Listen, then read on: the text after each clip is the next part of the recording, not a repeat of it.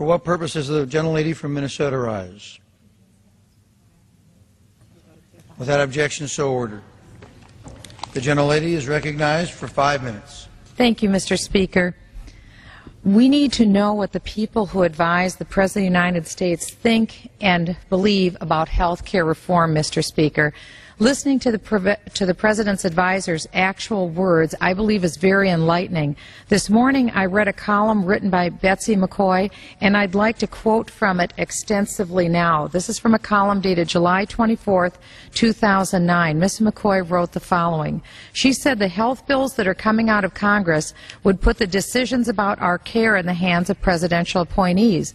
Government will decide, not the people, not their doctors, what our plan will cover, how much leeway our doctor will have, and what senior citizens will finally get under Medicare. But what's even more important, Mr. Speaker, are the actual words of the President's advisors on health care. Here's the words from one of the President's first advisors, Dr. Ezekiel Emanuel, the brother of the White House Chief of Staff. He's already been appointed to 2 key positions. One is Health Policy Advisor at the Office of Management and Budget. The other is as a member of the Federal Council on Comparative Effectiveness Research. This is what Mr. Emanuel has written, and I quote, "Vague promises of savings from cutting waste, enhancing prevention and wellness, and instilling electronic medical records and improving quality are merely lipstick cost control, more for show and public relations than for true change." Isn't this what the Democrats have claimed we're going to find $500 billion in savings for? The President's own advisor says this is just lipstick. This is just a paper covering. This isn't where the real savings are. Savings, the President's advisor writes, will require changing how doctors think about their patients. Doctors take the Hippocratic Oath too seriously, he writes. Now hear me, Mr. Speaker. This is the President's advisor writing this. Doctors take the Hippocratic Oath too seriously as an imperative to do everything for the patient, regardless of the cost or effects on others. But that's what the people want their doctor to do.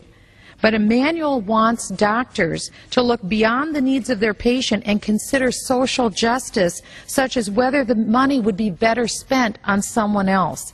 This is a horrific notion to our nation's doctors, but it's a horrific notion to each American, because doctors believe, as Americans believe, that social justice is given out one patient at a time. But the President's advisor, Dr. Emanuel, believes communitarianism should guide decisions on who gets care. He says medical care should be reserved for the non-disabled. So watch out if you're disabled.